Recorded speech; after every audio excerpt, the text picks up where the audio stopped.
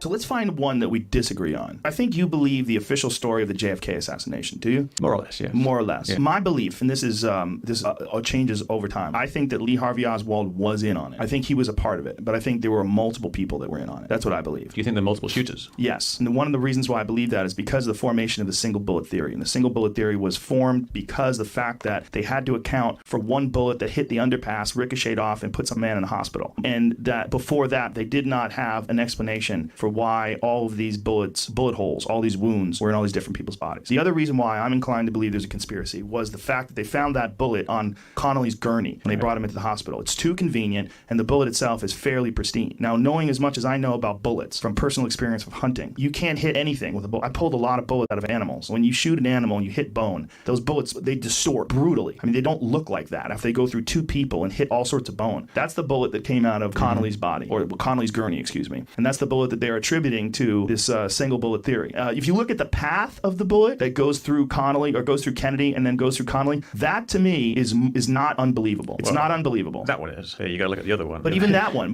see what I'm saying? Even that one is not unbelievable. It is believable to me because I know that bullets do strange things when they hit things. Right, but you got to combine that with the fact that the bullet came out fairly pristine. It didn't actually go through a kind of a bouncy path like that. Right. It went through a straight path. This diagram is from a conspiracy theorist. Yeah, essentially. Yes. But the thing there are is, other diagrams that will show the actual path with him. Like, they've got their butts there on the same level, and you know that Kennedy was actually sitting. He was above elevated. Connolly. Yes. So see if we can find one that has the actual seating arrangement or more accurate seating. Well, the one right there with the red line on the right hand side, the one on the right hand side, that's a more accurate from above. Yeah. Yeah, from above. There's also the fact that there was particles. There was more metallic particles from the bullets, more fragments from the bullet in Connolly's body than were missing from the bullet. I do not believe that was the bullet, and I think that is a very reasonable assumption. Well, you know what you should do? You should get one of those guns, get the same bullets, get some ballistic dummies with some bones inside, and start shooting. They've already done that. Yeah, Penn and Teller did that. Yeah, but some people have done it, and they have found pretty close to what actually happened. No, they didn't.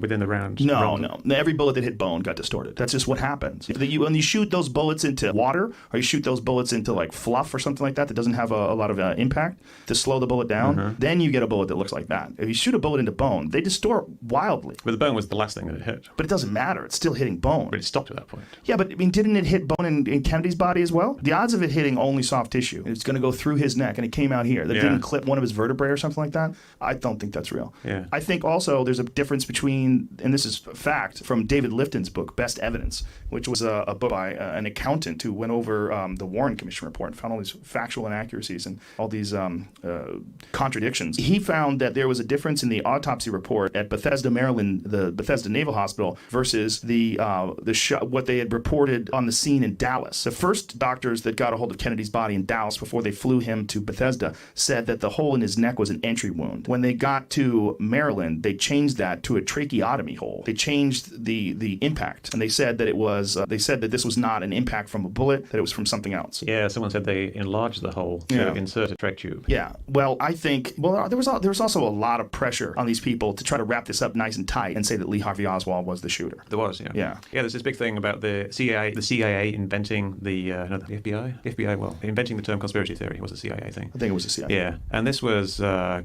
couple of years after the assassination. There was a memo that went out where they were concerned about all these conspiracy theories that were coming out, and they used the term conspiracy theories, and then they said they should try to basically debunk them and make the people who spread them around look like conspiracy theorists, basically. Right. The theory is that the term conspiracy theory came from that particular memo, but that memo never actually encouraged people to use the term. But yeah, there was a huge concern from the CIA that they would lose the trust of the public if everybody started believing that it was a conspiracy theory. At least that's what they said. I mean, maybe there is a conspiracy, and maybe they're just trying